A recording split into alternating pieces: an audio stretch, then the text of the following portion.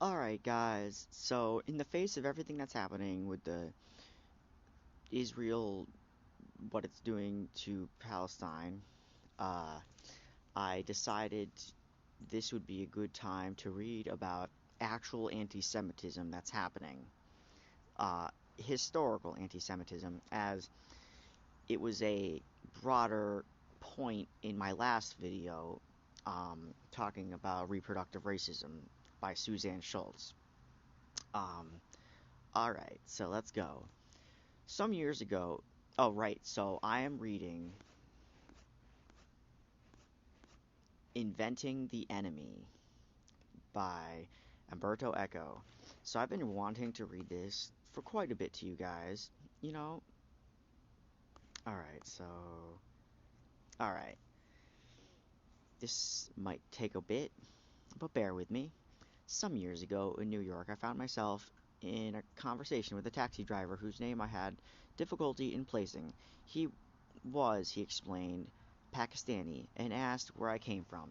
Italy, I replied. He asked how many of us there were, and I was surprised we were so few and that our language weren't English.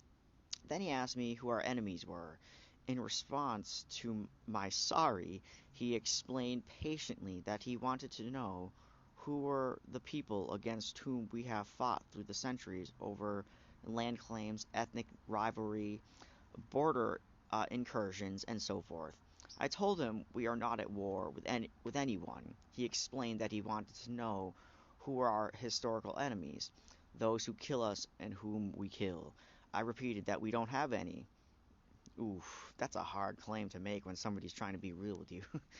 That we fought our last war more than half a century ago, starting, moreover, with the enemy and ended with another. He wasn't satisfied. How can a country have no enemies? Getting out of the taxi, I left a $2 tip to compensate him for our indolent Italian pacifism. $2? Sheesh. Okay. And only then did it occur to me how I should have answered. It is not true that we Italians have no enemies. We have no outside enemies, or rather, we are unable to agree on who they are, because we are continually at war with each other. Pisa against Lucca, Guelphs against Ghibellines, North against South, Fascists against Puritans, Mafia against State, uh, Berlusconi's government against judiciary. It was a pity that during that time the two governments headed by Romano Prodi had not yet fallen. Otherwise, I could have explained to the taxi driver what it meant to lose a war through friendly fire. Thinking further about the conversation, I have come to the conclusion that one of Italy's misfortunes over the past 60 years has been the absence of real enemies. The unification of Italy took place thanks to the presence of Austria, or in the words of Giovanni Bervec of the Urto Increscioso Alamano. Sorry about how my pronunciation is with this. Uh, the bristling, irksome Teuton, and Mussolini was able to enjoy popular support by calling on Italy to avenge herself for a victory in tatters, for humiliating defeats in Abyssinia, at Logoli, and Adu, and for the Jewish Pluto democracy, which he claimed was penalizing us uh, iniquitously. See what happened in the United States when the evil empire vanished and the great Soviet enemy faded away. The United States was in a danger of losing its identity until Bin Laden, in gratitude for the benefits received when he was fighting against the Soviet Union, preferred his merciful hand and gave Bush the opportunity to create new enemies, strengthening feelings of national identity as well as his own power. Having an enemy is important not only to define our identity, but also to provide us with an obstacle against which to measure our system of values, and in seeking to overcome it, to demonstrate our own worth.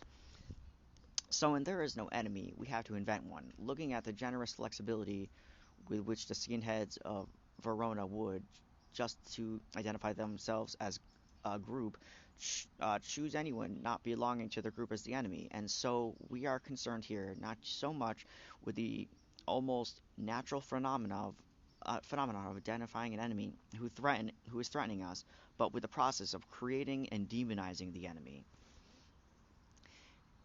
In the orations against Catiline, Cicero had no need to convince the Roman senators that they had an enemy since he had proof of Lucius Catiline's plot. But nonetheless, he built up a picture of the enemy in the second oration, which he describes Catiline's friends reflecting on the main accusation that they were tainted with moral perversity. Oof. Alright. So, honestly, I am hoping this video comes out right, because the audio is weird sometimes. Alright. Individuals who spend their time feasting in the arms of loose women, torpid with wine, sated with food, crowned with wreaths, oiled with unguents, weakened by copulation, belched out in words that all good citizens must be killed, and the city must be set on fire. You have them under your eyes, not a hair out of place, smooth-faced or with well-trimmed beard, dressed in tunic down to their ankles, and with long sleeves wrapped in veils and not togas. These, quote, youths, so witty and refined, have learned not only to love and be loved, not only to dance and sing, but also to brandish daggers and administer poisons. Oration 2, section 1 of 10. Cicero's moralism was much of the same as St. Augustine's, who condemned pagans because, unlike Christians, they attained circuses, the theaters and amphitheaters, and celebrated orgiastic feasts. Enemies are different from us and observe customs that are not our own. The epitome of difference is the foreigner. In Roman bas beliefs and barbarians appear as bearded and snub-nosed, and as is well known, the word itself alludes to a defeat in language and therefore in thought. Barbar, they are stuttering, sorry. Oh, is that what barbarian means? Barbar, they are okay. So this, how Echo talks is like kind of beyond how I'm usually thinking about things, but I do like where this book is going so far. All right. From the very beginning, however, the people who become our enemies often are not those who are directly threatening us, as would have been the case with the barbarians, but those whom someone has an interest in portraying as a true threat even when they aren't.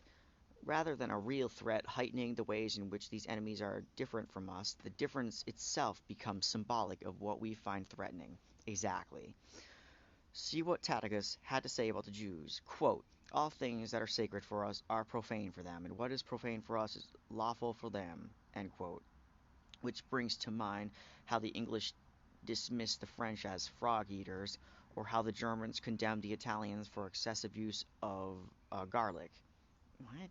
I've never heard of that stereotype, honestly. Hey, in the chat, type in the comments if you've heard this garlic stereotype. Jeez. Okay, the Jews are, quote, strange, end quote, because they abstain from eating pork, do not put yeast in bread, rest on the seventh day, marry only among themselves, are circumcised, not, of course, for hygienic or religious reasons, but, quote, to show they are different from others, end quote. Bury their dead and do not venerate our Caesars. Having demonstrated how certain real customs are different, circumcision, Sabbath, rest, the writer can further emphasize his point by adding legendary customs to the picture. They make sacred images of the donkey and despise their parents, children, brothers, their country, and the gods. Pliny the Younger can find no particular allegations against the Christians since he has to admit they are not involved in committing crimes. In fact, their actions are virtuous. Nonetheless, he sends them to their death because they do not sacrifice to the emperor, and this stubbornness in refusing something so obvious and natural establishing their difference. Then, as contact between peoples become more complex, a new form of enemy arises. He is not just the person who remains outside the exhibits he his strangeness from a distance, but is also the person within among us. Today we could call him the foreign immigrant who behaves differently in some ways or speaks our language badly. He appears in Juvenal's satire as cunning, swindling, brazen, luturous Greek, capable of debauching even his friend's grandmother. What? The Negro. Sorry. Yeah, okay, I don't think that's off the table. Due to the color of his skin, is a stranger wherever he goes. The entry for Negro in the first American encyclopedia published by Thomas Dobson in 1798 states, in the complexion of Negroes we meet with various shades, but they likewise differ far from other men in all features of their face. Round cheeks, high cheekbones, a forehead somewhat elevated, a short, broad, flat nose, thick lips, and small ears, ugliness and irregularity of shape characterize their external appearance. The Negro woman have the loins greatly depressed and very large buttocks, which gives the back of the shape of the saddle. Vices the most notorious seem to be the portion of this unhappy race. Idleness, treachery, revenge, cruelty, impudence, stealing. Oh, I forgot to mention this goes into depth into other discriminatory ideology that people make up about people. Of course, this obviously is delving into anti-Semitism soon. Um, where was I? All right, lying, profanity, debauchery, nastiness, and intemperance are said to have extinguished the principles of natural law and have silenced the reproofs of conscience. They are strangers to every sentiment of compassion, and are an awful example of the corruption of man when left to themselves. The Negro is ugly, the enemy must be ugly because beauty is identified with good. Kalogathia. Oh, that's interesting. And one of the fundamental characteristics of beauty has always been what the Middle Ages called integratas. In other words, having all that is required to be an average representative of the species. By this standard, those humans missing a limb or an eye or having lower than average stature or inhumane color was considered ugly. That is why the giant one-eyed Polyphemus and the dwarf mime immediately provide us with a model for identifying the enemy. Priscus of Panion in the 5th century describes Attila the Hun as small in stature, with a broad chest and large head, small eyes, a thin graying beard, a flat nose, and a crucial feature, a swarthy complexion. But it is curious how Attila's face is similar to the physiognomy of the devil, as Rodolphus Glaber described him in more than 5 centuries later. Gaunt face, deep black eyes, forehead furrowed with wrinkles, flat nose, protruding mouth, swollen lips, thin, narrow chin, goatish beard, hair, hairy, pointy ears, straight, disheveled hair. Disheveled hair. I suppose that would be some minor nitpick somebody would throw on. Canine teeth, elongated skull. He was also of modest stature, with a slender neck, protruding chest, and humped back. Histories, Book 5, Part 3. When Luitprand of Cromana is sent by Emperor Otto I as envoy to Byzantium in 968 and encounters a hitherto unknown civilization, he finds the Byzantine Empire devoid of integritas. I came before Nicephorus, a monstrous being, a pygmy with an enormous head, whose small eyes gave him the appearance of a mole, with an ugly, short, broad, thick, graying beard, a neck as long as a finger, the color of an Ethiopian, quote, whom you wouldn't want to bump into in the middle of the night, end quote, fat belly, thin loins, thighs too long for his small stature, short legs, flat teeth, and dressed in a fetid, threadbare peasant's garment faded with use. Relatio di Legation Constantinopolitan. Nah. Fetid, the enemy is invariably stinks. Oh, I was having a conversation about like how one of the main things people seem to say when talking about like how they're discriminating about you is like whether or not you smell. And that's so weird. It's almost childish, right? All right. The enemy invariably stinks, as the French psychologist Edgar Barlon wrote at the beginning of the First World War, 1915, in La Policesle da la race allemande. In this volume, he demonstrated that the average German produced more and fouler smelling fecal material than did the Frenchman.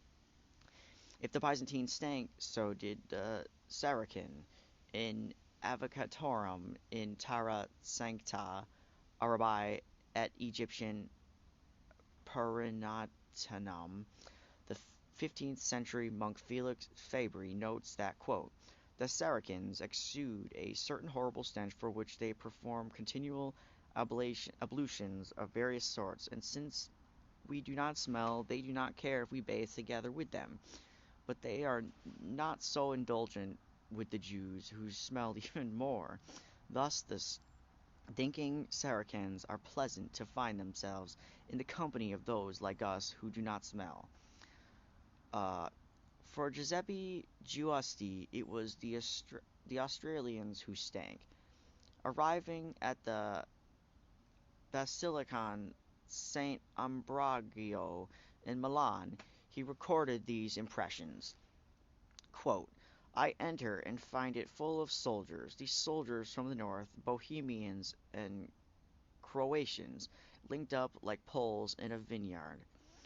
I drew back, since standing there, amid that rabble, I must admit, a feeling of disgust, of suffocation, of filthy breath, which, by your calling, you can scarcely feel. Even the candles, excuse me, your excellency, on the altar of that fine house of God, seem to reek of tallow. Okay, I need to see if this works. Alright, I'll see you in the next video, guys.